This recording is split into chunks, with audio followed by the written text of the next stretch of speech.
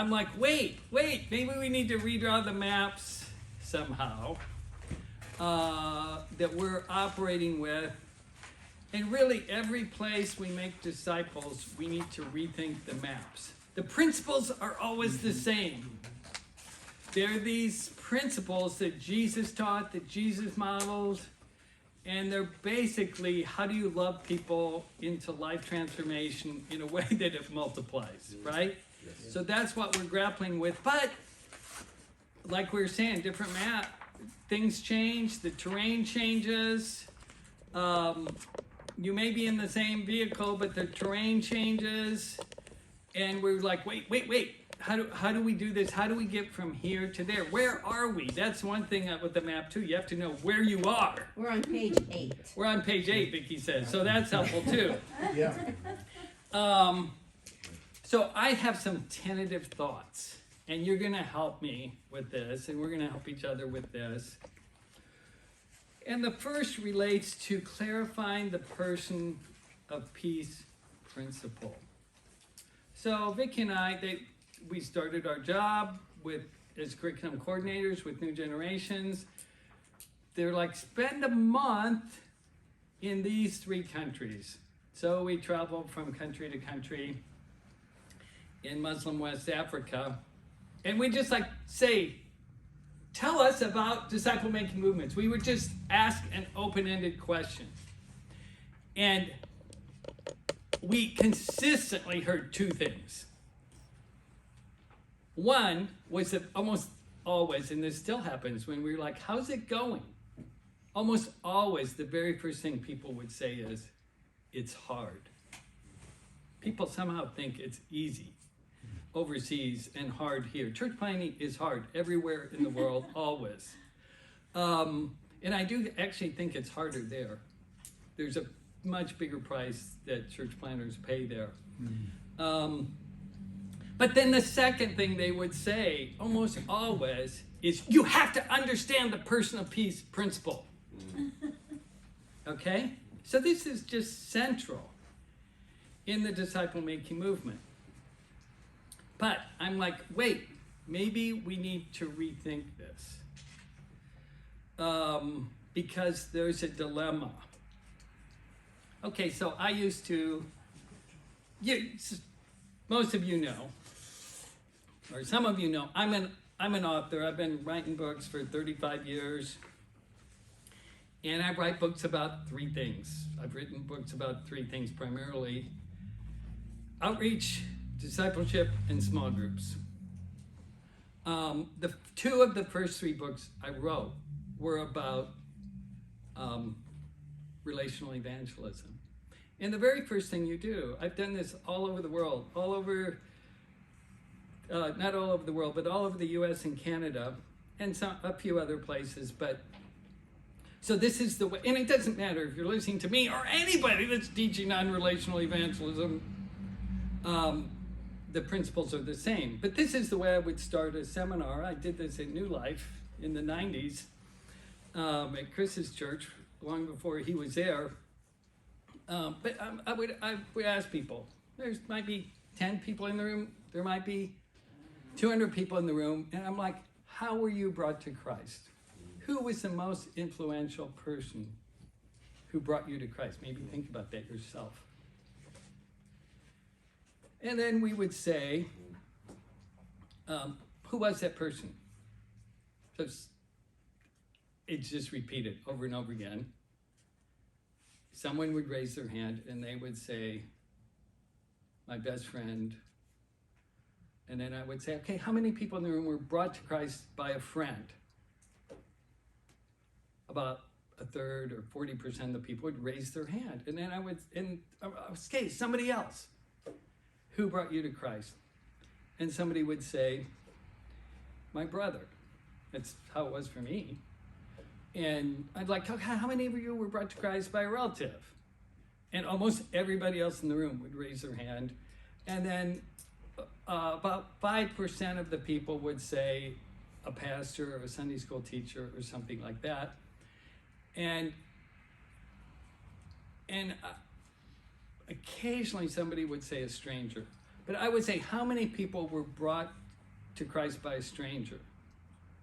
Many times it was 0. Okay, so you're teaching people, and basically this was our message.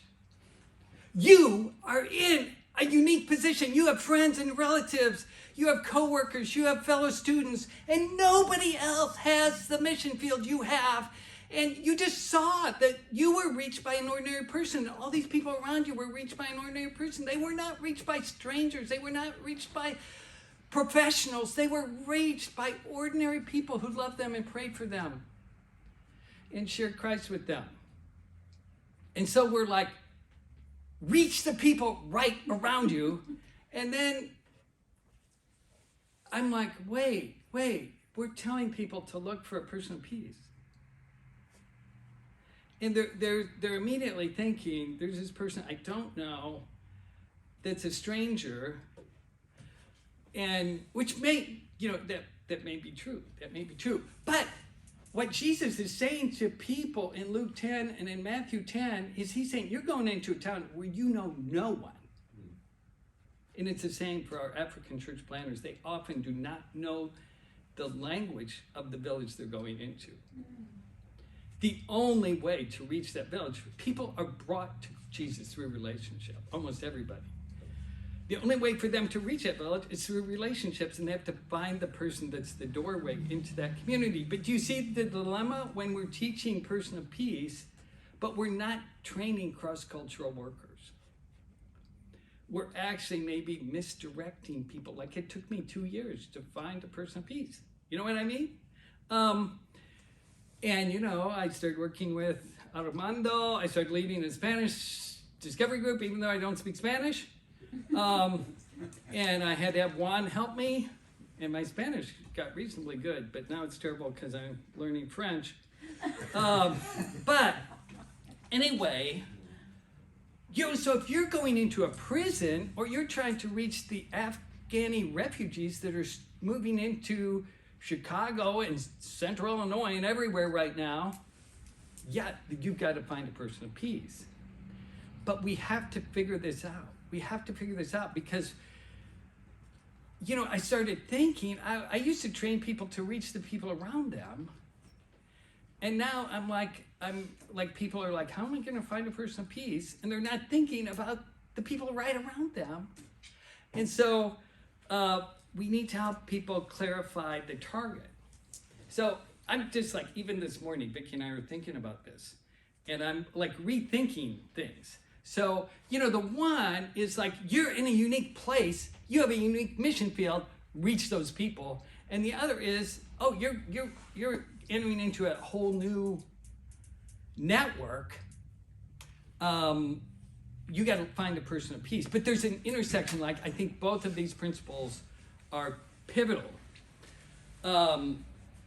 So Vicki and I were talking about Shaylee this morning. So Shaylee, she's 15, 16, had a crush on our son. Maybe you've heard me, some of you that know me, talk about Shaylee before. Our son had no interest in Shaylee. They had a class together. She had a crush on him. She never succeeded in getting him to ask her out. But she's like, Mark, I need help with the class, which she probably didn't. So she come up. She probably did. But anyway, she could have asked anyone else in the class besides Mark. But anyway, so she'd come over to our house, and one time she came over, and we're like, Sheila, Mark's not here, and she's like, I don't care. My family's kind of a mess. Can I just hang out with you guys? So she starts just coming over and hanging out at our house, even though Mark wasn't there. And then she's like, could I go to church with you guys? Could you pick me up? Could I go to church? And so she starts going to church. And, if you're a pastor, you're not looking for things to do before and after church on Sunday morning. But I started picking her up, and she's like, could my best friend go to church? Would you pick up Teresa, of course, who didn't live anywhere, lived on the opposite side of town from her. And then, Teresa's, again, I think 15, 16, and Teresa's like, Joe's coming too. Joe's her boyfriend, who's just got up with her. You know, he slept at her house that night. They're high schoolers. So anyway, you know, cool story. So, you know, it was fun to baptize them and do Joe and Teresa's wedding. And anyway, but, you know, I look back on it and I was like, okay, so she was a person of peace. But do you see how my network, my oikos, intersected with her network? But if I'd known what I was doing, I would have said, let's start a Discovery Bible study in your Teresa's parents' trailer. You know, they lived in the trailer park. You know what I mean? I didn't know that this only goes viral on their turf. You know, and you know, I did the wedding for Teresa's sister who started, you know, got involved in church too and all this stuff. But anyway, it kind of worked. And some people were baptized and came to Christ and all this. But man, if I'd known now, then what I know now, I would have known how to penetrate those oikoses and empower them to penetrate their oikoses. But we've got to think this through, because right now, if you look at the habits cycle, you know, I used to start with like the network. Who's your network? Who's your mission field? And then I like start praying for them and start lovingly engaging them. And then invite them to experience what you're experiencing. And now we've got that like down the list. Like you're entering a new culture, so you start by praying, and then you start by engaging, and then you're looking for persons of peace. But I'm convinced, and then, you know, my first generation one, you know, discovery group was in Spanish, but, you know, and again, maybe some of you have heard me tell this story, but then I just started a group, what we call Generation Zero, because I was just like, I'm starting this group for my son who needs a group. And I'm like, Paul, let's pray about who to invite. And I felt like the Holy Spirit said, just in the moment, immediately, I felt like God said, invite Hunter. Hunter's our grandson. He was 9, so we invited Hunter to our men's group at 6:30 in the morning. And so Hunter would come, he would get up. And anyway, he never said much in the group, but he would come, and he apparently liked it. But then he's like, Grandpa, start a group for kids. By this time, I know what I'm doing. By this time, I know the person peace principle. So I'm like, who are you going to invite? If I start a group for you and your friends, who are you going to invite? You know, so that's, you know, again, but both of the time, so often the person of peace is not like you. I am not like a 5th grader. You know, I actually like when I taught seminary, I don't like teaching the master's level students. I like teaching the doctor of ministry students. You know, the further up the chain, better. You know, but 5th graders is a whole nother deal. But anyway, so, you know, so it's this, how does the place and the person of peace principle intersect? That's what we need to like explain and empower people in without making it too complicated. I think there's persons of peace all around us, and people just don't realize it, and we need to get them finding the person of peace right around them. So when we do the habits training, we tell people, week 5, we tell people, do a discovery group this week. We don't care who it's with. We don't care if it's 1 person or 5 people. Just do a discovery group this week using these 7 questions. So people grab their teenage granddaughter or their brother-in-law and they often find a person of peace just trying to do that assignment. I was talking to Jerry about this the other day. You know, one person last year, they're like, I just was desperate. I just like, hey, I got this assignment this week. She's like, we were doing a family dinner. I'm just like, I got to do this Bible study with somebody. And she's like,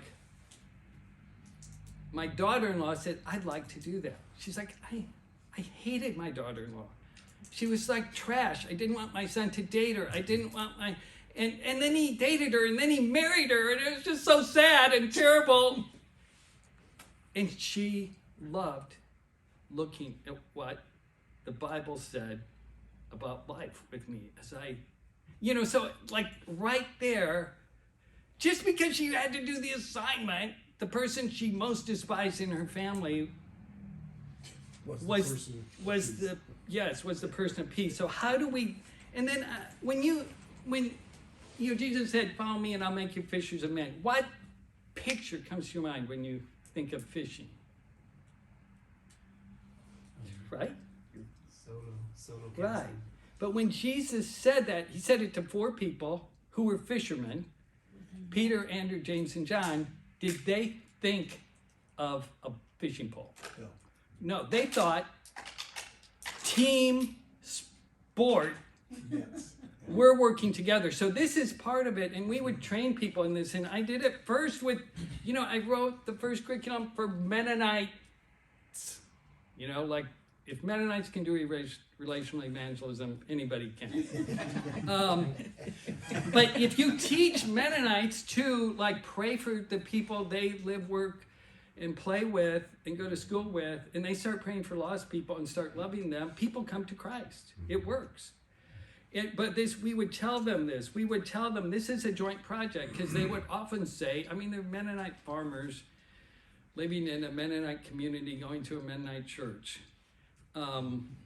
where everyone is related to each other. But we would say, borrow. You may not have lost people in your circle of friends, but your friends, the people in your circle, some of those people have lost people, and you start praying for their friends. You start praying, for your daughter's schoolmates, for your brother-in-law's coworkers, for your, you start praying for those people, and tell them you'll work with them. And, so start inviting both lost and people that are followers of Jesus to the same birthday parties, to the same events. And it works. So that's another way to again, leverage networks. If the people don't know anybody that knows Jesus, the people they know people that know Jesus, that don't know Jesus, and that need Jesus. Okay, so this is another thought I have. Okay, so this is what Roy Moran calls it. Roy's brilliant, because I'm saying that because perhaps he'll watch this. But he is. So he's like, people need to identify their circle of accountability. Who is God calling them to reach? Now, some of the people you're working with, they are called to reach the Somalis in town, or they're doing prison ministry, and they are going cross-culture. They are entering turf that is not their own, where they know no one. Okay, so totally personal peace. But a lot of people, we want them to start in the unique place God has put them. Now, in the average week, what do you think? Just like sketch this out. In the average week, how much time does the average American spend with family, with coworkers or fellow students, with friends, and with neighbors? Just like sketch it out. What do you think with family? How much time?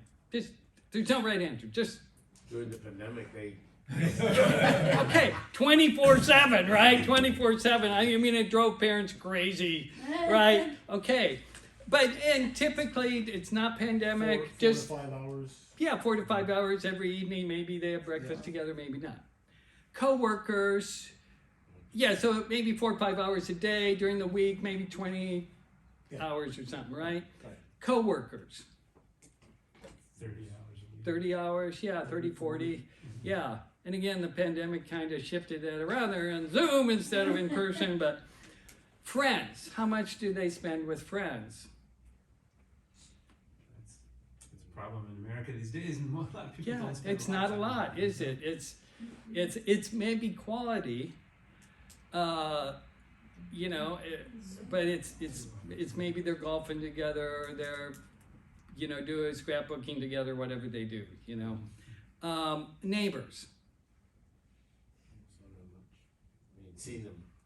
Zero, right? Yeah, 1 to 2 hours. Yeah, so, Sunday at our church, the sermon was reach your neighbors. which is a great idea if you are moving into a new neighborhood and everybody else is moving into that neighborhood. But it's actually very hard in an established neighborhood. But it makes me think maybe the primary mission field right now is where people work. Now, some people aren't at work. They're taking care of their kids. So again, they've got to borrow friends, they've got to do play dates, they've got to do other things. But for many people, it's where they work or where they go to school. And so there's this thing, this is kind of just Jim, but I think it's brilliant, okay? In the New Testament, they were thinking about this. They were thinking about this. Peter was thinking about, Paul was thinking about this. And they're like, where do people spend their time? They spend their time in the New Testament in households. And so you have this, you have it in Ephesians, you have it in Colossians, you have it in 1 Peter. It's like, this is how you live in a household. Slaves, you act this way. Masters, you act this way. Husbands, you act this way. Wives, you act this way. Kids, you act this way. And they just got real prescriptive. And I've seen this in revivals. If you look at revivals in history, there's these codes. And they're like, I was looking at one in Colombia, and they're like, if you're a Christian, you should wear deodorant, you should dress neatly, and you should work hard at your job. It was just kind of like, hey, this is just what you do if you're a Christian. Alpha's got some of those. If you look at some of the lessons that go into the longer retreat version, and it's like, Christians don't criticize other people. Christians live. Now, that's what they say, and Alpha models that. You can watch every tape. And What is that? What are you saying? Alpha. The only thing Nicky Gumbel ever makes fun of is Nicky Gumbel. He just is self-depreciating humor. He never criticizes anything. And then it's part of the teaching, but it's one of the teachings that's often left out, is Christians live sexually pure and Christians don't criticize others. But so I'm thinking I think maybe we need a workplace code, and we just tell people this is the way Christians live in the workplace. They bless and they do not curse. You know, you're cursing, you're on Satan's team, not God's team. Satan accuses, Jesus brings out the potential in others. Christians work hard. Christians support and honor authority. That's what Paul says. Be filled with the Spirit, submitting to one another. Christians live out loud spiritually. They don't hide their spirituality. Christians pray for miracles, because when people see miracles, they know God is real and God is compassionate. So anyway, this is just, I'm just brainstorming. So where do we begin? I think we need to focus on people in their current place and its interlocking circles. And I'm starting to talk to Roy about this. And he actually apologized to me this week saying, hey, I was going to talk about that at the team meeting Monday, but we ran out of time. Like, what do we need to fundamentally change in DMM training in America? Because all DMM training, ours and everyone else's, is just centers on the personal piece, which is totally relevant when you're reaching unreached people groups where the disciple-making movement started. We need to focus on the poor. The Spirit of the Lord is upon me because He's anointed me to what? Preach good news, to give food to the poor. No. To preach good news to the poor. And so often our churches give things to the poor and do things for the poor and don't make disciples of the poor, because it's so much more costly to make disciples of the poor than to give them food. We're going to have to get involved in their lives and pray for them and love them. So we'll just give food to the poor and share good news with people who are like us.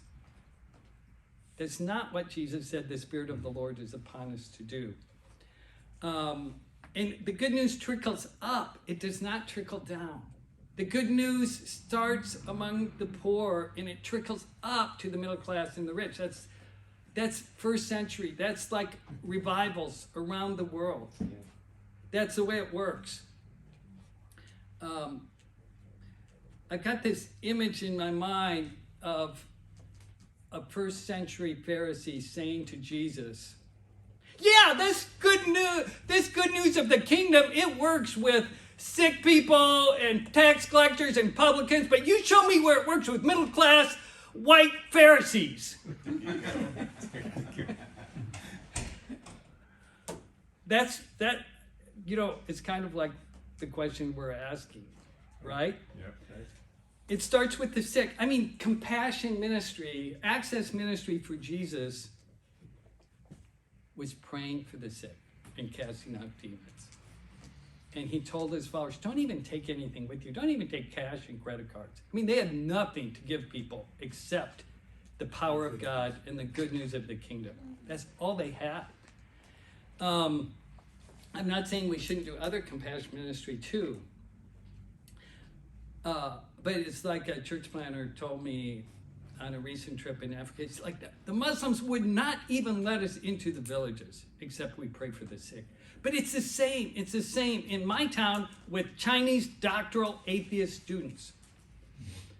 They don't believe in Jesus no matter what intellectual arguments. When they see miracles, they believe in Jesus because they can't explain them any other way. So I think it's the same. Wherever we are in the world, it's miracles convince people that Jesus is alive and he's real and compassionate. This is fascinating, but look at this passage sometime. Who did Paul feel like reaching? He did not feel like reaching the Gentiles.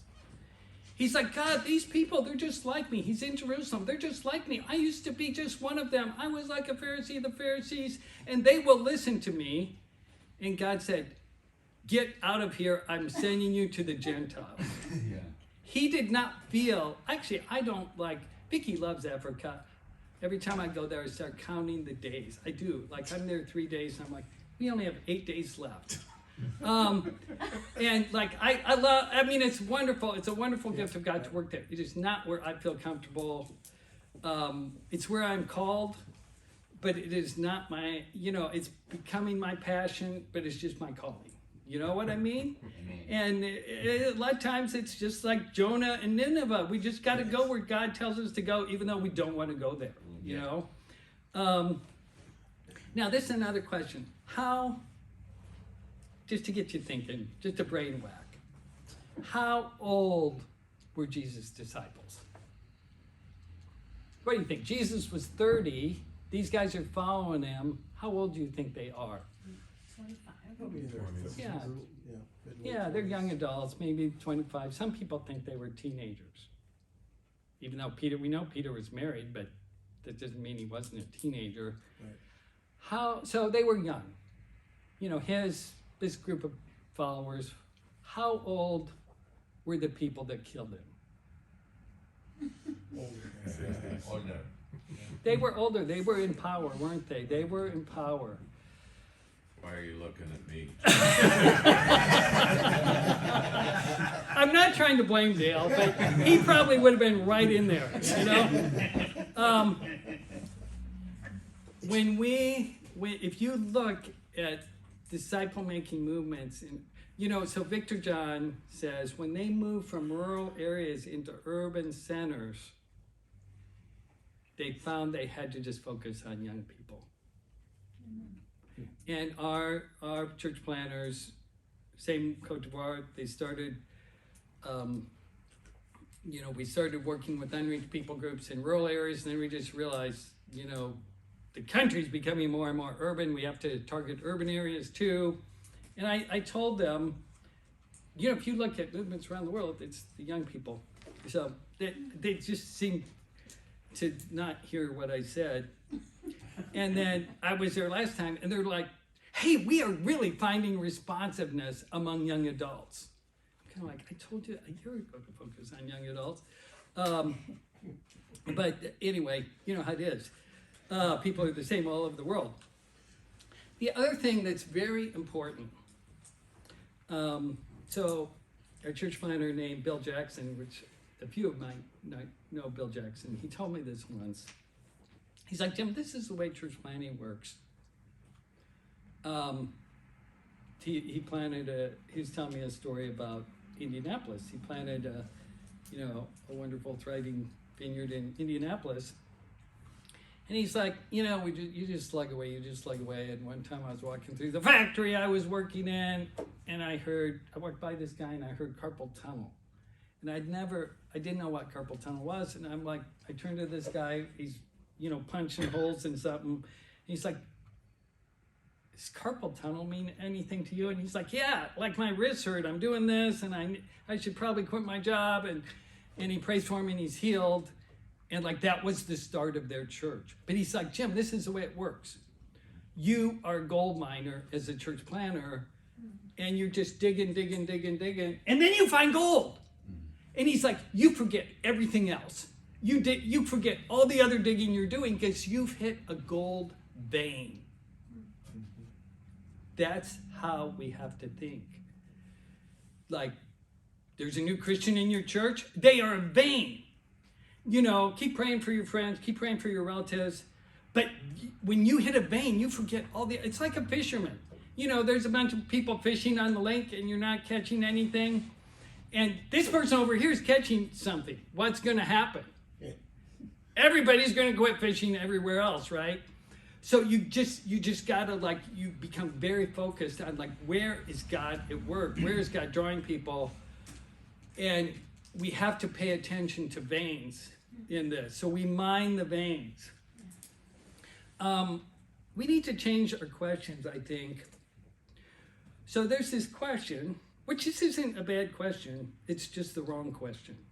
Okay? I have this question too. Where is this working among white middle-class Americans? It's an okay question. And, we could point to some things. I just heard a really fun, cool story this week, But it's the wrong question, because the right question is, God, where do you want us to partner with you to reach our community? I should say our community. That's the right question, because again, the gospel trickles up, it doesn't trickle down. And, in the first century, people were often reached by their slaves, by their servants. Bosses, the factory doesn't become Christian when the boss becomes a Christian. The factory becomes Christian when the workers start to become Christians, and then the boss is like, what is the deal here? What? You used to be grouchy and used to steal parts, and you're different. What's the deal here? That's the way a factory is transformed. It doesn't trickle down, it trickles up. I mean, it could trickle down. I'm not ruling that out. You know what I mean? But then the other question I really think that we need to ask is, are we willing to lay down our lives and sacrifice our time and comfort to love people who may be very different than us? They may, I hate to break it to you, they might be fifth graders. They might be in your discovery group. You may have to say, hey, I'm separating you two, you know what I mean? But they're going to come back the next week, And one week, Vicky and I, what did we do? We did, we mixed it up and we did something, and they're like, why didn't we do Bible study this week? It was like you're off, So that's what I want to share. So I want you in your groups. So Vicky's going to give you newsprint here in your groups. Like I say, you may have thought this through better than me. One person from each group can come get it. Yeah, so what did you hear, and what did, basically we're just saying what stood out to you, and what is, you don't need to give a list of 10 things. Like, what are the 3 most important things And what does that mean for you, your team, right now? Is there anything, and maybe you can just find one thing useful I said, that's fine. But hopefully there's something in there that like, wait, we need to think about this. And then we'll come back. You'll have 20 minutes on that, and then we'll come back and share for 20 minutes. Okay, thanks a lot. I have to have my hype music. So, oh Yeah, yes, that's we're right, gonna, that's right.